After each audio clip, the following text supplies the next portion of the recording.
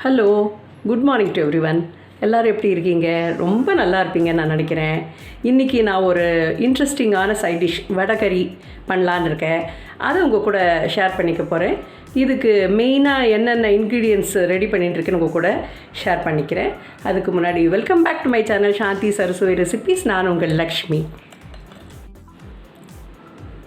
இந்த வடகரிக்கு உண்டான main ingredients என்னென்னு உங்கள் கூட நான் முதல்ல ஷேர் பண்ணிடுறேன். ஒரு 250 கிராம்ஸ் அளவுக்கு நான் கடலைப்பருப்பு, மெயினாக கடலைப்பருப்பு ஒண்டி இருந்தாலே போகிறோம். கடலைப்பருப்பு எடுத்து ஒரு 1 hour முன்னாடியே நான் ஊற வச்சு எடுத்துட்டுருக்கேன். இந்த 250 கிராம்ஸ்க்கு உண்டான காரம் நிறைய போட வேண்டாம், ஏன்னா ஆல்ரெடி நம்ம கிரேவி பண்ண போகிறோம். அந்த கிரேவிலையும் நம்ம கொஞ்சம் காரத்தை ஆட் பண்ண போகிறோம். ஸோ ஹையாக நிறைய காரம் சாப்பிட்றவா வேணால் they can add more chillies. நான் இதுக்கு வெறும் 3 மிளகாவத்தல் தான் ஆட் பண்ணியிருக்கேன். 3 மீடியம் சைஸ் ஆனியனை முடிஞ்ச அளவுக்கு பொடி பொடியாக நறுக்கி எடுத்துட்டுருக்கேன். 2 தக்காளி மீடியம் சைஸு, அதையும் தூளாக நறுக்கி எடுத்துட்டுருக்கேன். 3லேருந்து 4 பல்லு பூண்டு எப்போவுமே என்ன குவான்டிட்டி எடுத்துக்கிறோமோ அதில் ஆஃப் குவான்டிட்டி நம்ம இஞ்சி எடுத்துட்டா அந்த டேஸ்ட்டு ப்ரொப்போர்ஷன் எல்லாமே கரெக்டாக வரும். ஸோ 3 பூண்டுன்றது ஒரு 1.5 டேபிள் ஸ்பூன் அளவுக்கு எனக்கு தூளாக நறுக்கும்போது வந்தது. இது இடித்து போடுறத விட நறுக்கி போடுறது இன்னும் டேஸ்டியாக இருக்கும். அதே மாதிரி அதில் பூண்டு குவான்டிட்டியில் பாதி அளவுக்கு உண்டான இஞ்சி எடுத்து அதையும் நான் தூளாக நறுக்கி எடுத்து வச்சுட்டுருக்கேன். தேவையான அளவுக்கு கருவேப்பிலை அண்ட் மெயினாக இதுக்கு சோம்பு பொடி கண்டிப்பாக அதுக்கு தேவை. ஏன்னா இந்த கடலைப்பருப்பை டைஜஸ்ட் பண்ணுறதுக்கு இது ரொம்ப ஹெல்ப் பண்ணும். இந்த மசாலாலாம் சேர்க்கறனால இந்த சோம்பு நமக்கு ஸ்டமக் அப்செட்டும் கொடுக்காது, ப்ளஸ் அந்த ஹெவினஸும் கொடுக்காது. எல்லாத்தையும் ஈஸியாக டைஜஸ்ட் பண்ணுறதுக்காக தான் இந்த மாதிரி டிஷ்ஷஸ் பண்ணும்போது அந்த மேலும் இந்த கடலைப்பருப்பெல்லாம் கொஞ்சம் ஜீரணிக்கிறதுக்கு லேட் ஆகும். ஸோ அதனால இதை கண்டிப்பாக ஆட் பண்ணணும். இது ஒரு ஆப்ஷனாகவும் எடுத்துக்கலாம். சோம்பு வாசனையோ அந்த டேஸ்ட்டோ பிடிக்காதவா இதை அவாய்ட் பண்ணிவிட்டு கொஞ்சம் ஜீரகம் போடலாம். பட் ஆனால் இதோட ஃப்ளேவரே இந்த வடகரிக்கு இன்னும் கொஞ்சம் எக்ஸ்ட்ராவாக டேஸ்ட்டு கொடுக்கும். இந்த ஊற வச்சுருக்க கடலைப்பருப்பு மிளகாவத்தில் ஃபஸ்ட்டு நான் மிக்ஸி ஜாருக்குள்ளே மாற்றிக்கிறேன். தண்ணியை வடிகட்டிட்டு தான் நம்ம போடணும், ரொம்ப தண்ணி இருக்கக்கூடாது. ஏன்னா இதை நம்ம வடை மாதிரி ஒரு அரை வேக்காடில் தான் நம்ம பொரிச்சு எடுத்துக்க போகிறோம். ஸோ இந்த தண்ணியை நான் வடிகட்டி இந்த மிக்ஸி ஜாருக்கு மாற்றிக்கிறேன். எத்தனை ஒரு 1 hour to 1.5 hour ஊறுறது ரொம்ப நல்லது. நல்லா ஊறினா ரொம்ப சாஃப்டாக இருக்கும், டைட்டாக இல்லாமல் மாவு மிதமாக ரொம்ப என்ன சொல்கிறது ஒன்று சேர்ந்து வரும். ஊறுற அளவுக்கு இதோட பருப்போட டேஸ்ட்டும் கூடும். ஸோ இந்த பருப்புக்கு உண்டான உப்பு ஒரு 1/4 டீஸ்பூன் அளவுக்கு நான் ஆட் பண்ணுறேன். கொஞ்சமாக கருவேப்பிலை, ஒரு 1/4 டீஸ்பூன் அளவுக்கு சோம்பு, ரொம்ப வேண்டாம், ஒரு 1/4 டீஸ்பூன் அளவுக்கு தான் ஆட் பண்ணியிருக்கேன். ஸோ இதை நான் இப்போ ஒரு கொரன்னு ரவை பதத்துக்கு அரைச்சின்னு வரப்போகிறேன். நல்லா கொரன்னு இதை மாதிரி அரைச்சின்னு வந்தாச்சு. நான் இப்போ அடுத்த ஸ்டெப்பு நான் என்ன பண்ண போகிறேன்னா இதை குட்டி வடையாக எண்ணெயை காய வச்சு நான் தட்டி எடுத்துக்க போகிறேன்.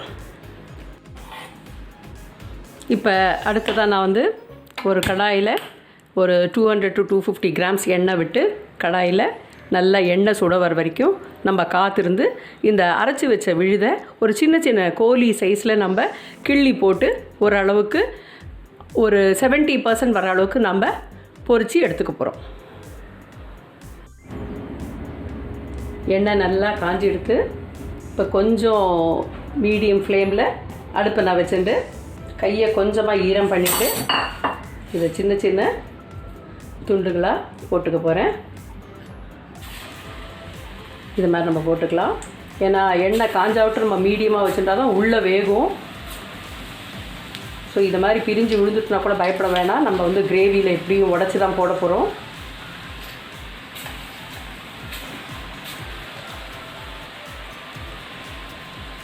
செவக்கவே வேண்டாம், மாவு வெந்தாலே போகிறோம். இதை மாதிரி கிள்ளி போட்டுக்கலாம்.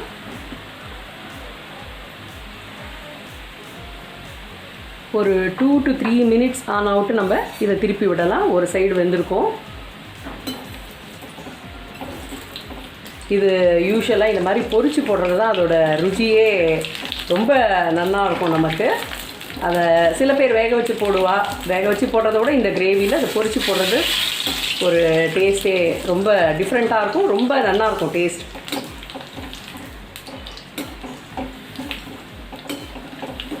ஸோ வெந்துடுத்து இந்த அளவுக்கு வெந்தால் போகிறோம். நான் இப்போ இதை இன்னொரு பிளேட்டில் எடுத்துக்கிறேன்.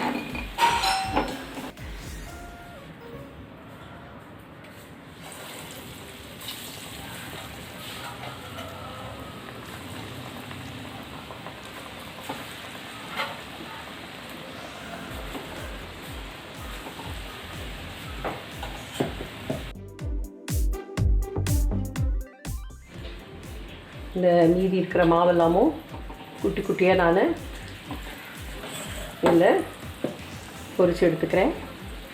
பை சான்ஸ் பிகினர்ஸ்க்கு நான் சொல்கிறேன், இது கூட இப்போ எடுத்துன்னு தோன்றதா உங்களுக்கு இது மாவை தனியாக எடுத்து வச்சு ஒரு ஈவினிங் ஸ்நாக்காவோ இல்லை நெக்ஸ்ட் டேக்கோ ஃப்ரிட்ஜில் வச்சு யூஸ் பண்ணிக்கலாம். இதில் கொஞ்சம் வெங்காயத்தை தூளாக நறுக்கி போட்டு கொத்தமல்லி புதினா இதெல்லாம் போட்டுட்டு நம்ம வடை மாதிரி பொரித்து எடுத்துக்கலாம். ஏன்னா சேம் இன்க்ரீடியன்ஸ் தான் வடையில் போடுறது, இதை நம்ம ஆட் பண்ணுறோம்.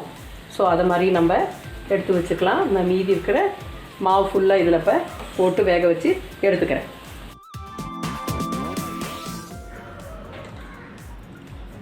அடுத்ததாக ஒரு கனமான பேன் எடுத்துட்டுருக்கேன் நான். ஏன்னா இது வந்து ஒரு குக் பண்ண போகிறோம், நம்ம ஃபுல் குக்கர் மூடி, அதனால் ஒரு குக்கர் பேன் எடுத்துட்டுருக்கேன். இந்த பேனில் இப்போ இந்த வடையை நம்ம பொரிச்சு எடுத்தோம் இல்லையா, அந்த எண்ணெயே ஒரு 2 கரண்டி இந்த மாதிரி குட்டி கரண்டியால் 2 கரண்டி எண்ணெயை சேர்த்துக்கலாம். 2 கரண்டி எண்ணெய் நான் சேர்த்துட்டுருக்கேன். ஏன்னா ஒரு 6-8 பேருக்கு உண்டான கிரேவின்னு நான் சொல்லியிருக்கேன். இப்போ எண்ணெய் சூடானோடனே நம்ம ஜீரகத்தை ஆட் பண்ணலாம். ஆக்சுவலாக இந்த இடத்துல வந்து நம்ம பட்டை, லவங்கம், பிரிஞ்சி இலை 3 ஆட் பண்ணலாம். நான் இன்ஸ்டெட் ஆஃப் இது நான் வந்து கரம் மசாலா பொடியிலேயே இதெல்லாம் ஆட் பண்ணதுனால இப்போ நான் தனியாக பொரிக்கலை, அதனால் வெறும் ஜீரகம் உண்டி ஆட் பண்ணுறேன். கரம் மசாலா ஆட் பண்ணாதவா வந்து இந்த மாதிரி தனியாக பட்டை லவங்கெல்லாம் இந்த டைமில் ஆட் பண்ணிக்கலாம். ஜீரகம் பொரிஞ்சாச்சு. அடுத்தது நான் நறுக்கி வச்சுருக்கேன் வெங்காயத்தை ஆட் பண்ணிக்கிறேன்.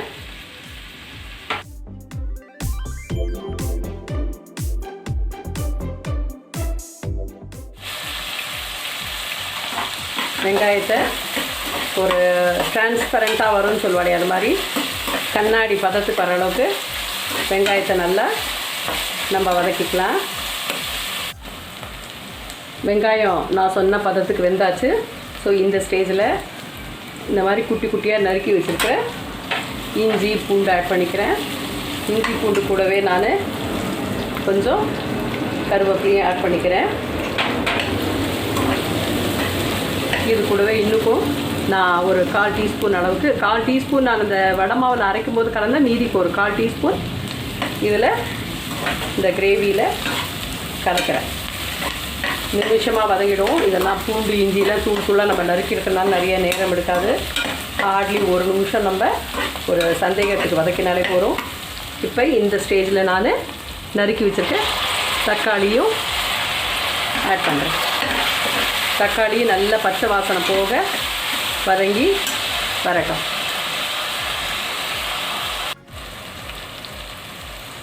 வெங்காயம் தக்காளி நல்லா வெந்திருக்கு. இப்போ இந்த ஸ்டேஜில் இந்த கிரேவிக்கு உண்டான உப்பை நான் ஆட் பண்ணுறேன். ஒரு 1/2 ஸ்பூன் அளவுக்கு ஆட் பண்ணாலே போதும். அப்புறம் நம்ம தேவைக்கு பார்த்து ஆட் பண்ணிக்கலாம். ஏன்னா நான் கரெக்டாக போட்டுடுவேன். பிக்னஸ்க்கு இது உப்பு கூட போயிடுச்சுன்னா எடுக்கிறது கஷ்டம். அதனால் எப்போவுமே கொஞ்சமாக ஆட் பண்ணிட்டு அப்புறமா டேஸ்ட்டு பார்த்துட்டு நீங்கள் எக்ஸ்ட்ரா ஆட் பண்ணிக்கலாம். கொஞ்சமாக மஞ்சள் தூள், ஒரு 1/4 டீஸ்பூன்லேருந்து 1/2 டீஸ்பூன் அளவுக்கு மஞ்சள் தூள், ஒரு 1/2 டீஸ்பூன் அளவுக்கு தனியா பொடி, 1/4 டீஸ்பூன் அளவுக்கு கரம் மசாலா. நான் இது ஹோம்மேட் கரம் மசாலா, நான் அது இன்னொரு நாள் உங்கள் கூட ஷேர் பண்ணிக்கிறேன். நான் வீட்லேயே இதை ப்ரிப்பேர் பண்ணி வச்சுருக்கேன். தேவையான அளவுக்கு மிளகாப்பொடி ஆல்ரெடி நம்ம வடையிலையும் மிளகா வத்தல் சேர்த்து அரைச்சிருக்கோம். ஸோ கொஞ்சமாக ஆட் பண்ணிக்கலாம். இதுவும் இந்த கிரேவிக்கு உண்டானது ஒண்டி நம்ம ஆட் பண்ணால் போகிறோம். இப்போ இந்த மசாலாலாம் ஒன்று கலக்கிற அளவுக்கு நல்லா வதக்கி விடலாம். இந்த தக்காளி இன்னும் கொஞ்சம் நல்லா மசிஞ்சு வரட்டும். இப்போவே இந்த கிரேவி அவ்வளோ மணமாக இருக்குது. நம்ம டேஸ்ட்டுன்றது எண்ட் ஆஃப் த டே நமக்கு என்ன பிடிக்குமோ அதை ஆட் பண்ணுறது தான். ஆனால் பேசிக்காக நம்ம ஒரு டிஷ் பண்ணுறதுக்கு என்னெல்லாம் இன்க்ரீடியன்ட்ஸ் வேணுமோ அதை நம்ம கரெக்டாக எடுத்து வச்சு ஆட் பண்ணணும். சில பேருக்கு உப்பு கூட வரலாம், சில பேருக்கு காரம் கூட பிடிக்கலாம், சில பேருக்கு கொஞ்சம் புளிப்பு இந்த கிரேவி கொஞ்சம் கூட இருக்கலாம்னு தோணலாம். ஸோ அது மாதிரி இருக்கும்போது நம்ம வீட்டில் தனியாக பண்ணி சாப்பிட்றோன்றபோது நம்ம இஷ்டத்துக்கு ஆட் பண்ணலாம். ஸோ நமக்கு பிடிச்ச மாதிரி சாப்பிடணும். ஸோ அதுக்கு தகுந்த மாதிரி தான் நான் சொல்லின்னு இருக்கேன். கிரேவி நல்லா வதங்கிடுத்து, ஏன்னா எண்ணெயெல்லாம் கொஞ்சம் கசிய ஆரம்பிச்சிட்டு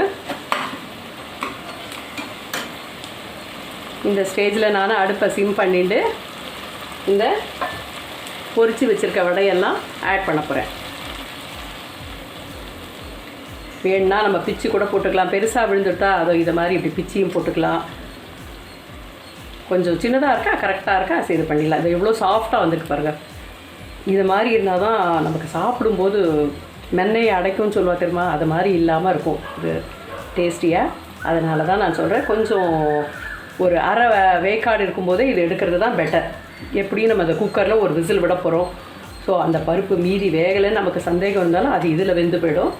ஸோ இந்த மெத்தட் கொஞ்சம் ஈஸின்னு எனக்கு தோணித்து நான் அதை ஃபாலோ பண்ணுவேன் எப்போவுமே. அதை தான் உங்கள் கூடயும் நான் ஷேர் பண்ணிக்கிறேன். எல்லா வடையும் ஒட்ட ஆட் பண்ணியாச்சு. நான் இப்போ நல்லா கலந்து விட்றேன். இந்த ஸ்டேஜ்லலாம் அடுப்பு கண்டிப்பாக சிம்மில் தான் இருக்கணும், ஏன்னா விடுக்கிடுன்னு தீஞ்சு போய்ட்டுரும், அதோட டேஸ்ட் மாறிடும். நான் ஆல்ரெடி உங்கள்கிட்டலாம் சொல்லியிருக்கேன். ஏன்னா அந்த வடை வந்து கடகடன்னு இருக்கிற அந்த கிரேவியில் இருக்கிற ஆயிலி நல்லா அப்சர்வ் பண்ணிவிடும்.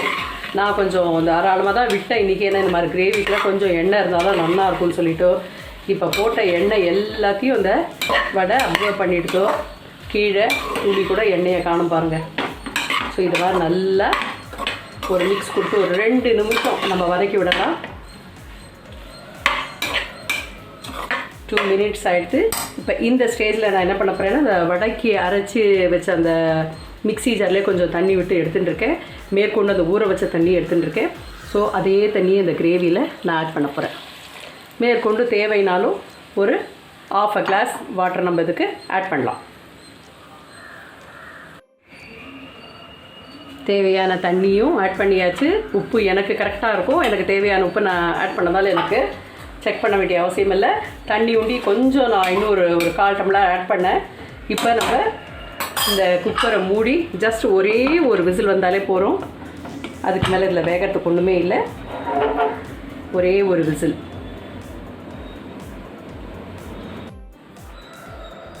சத்தம் ஃபுல்லாக அடங்கிடுது.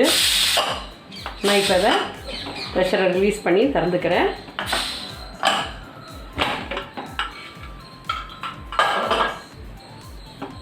மணக்க வடைக்கறி ரெடியாக எடுத்து கரெக்ட் கன்சிஸ்டன்சி. இது ரொம்ப லூஸாலாமும் இருக்காது, இந்த மாதிரி தான் இருக்கும் இதோட கன்சிஸ்டன்சி.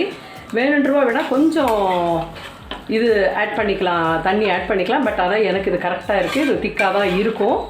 ஸோ இதை இப்போ நான் சர்விங் பவுலுக்கு மாற்ற போகிறேன்.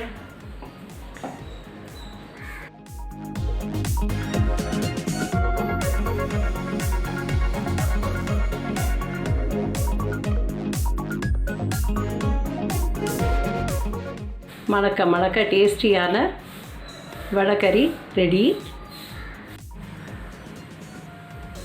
மேலே கொஞ்சமாக நான் கொத்தமல்லி தழையை தூளாக நறுக்கி வச்சுருக்கேன். இதை போட்டு கார்னிஷ் பண்ணுறேன்.